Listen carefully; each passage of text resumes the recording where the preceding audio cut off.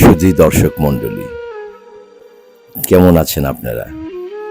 আজ আমরা শুটিং করছি আপনাদেরই জন্য, আপনাদের বিনোদনের জন্য নাটক তৈরি করছি। দেখুন কত গরম, এই তীব্র গরমের মধ্যেও আমরা কিন্তু থেমে নেই।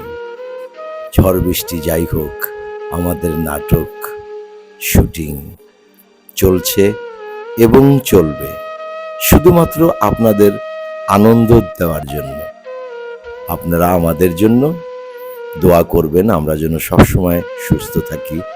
আমরা ভালো থাকলে আপনাদেরকে আরো ভালো ভালো কাজ উপহার দিতে পারবো।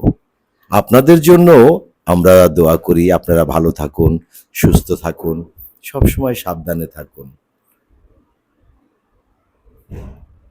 আল্লাহ হাফেজ।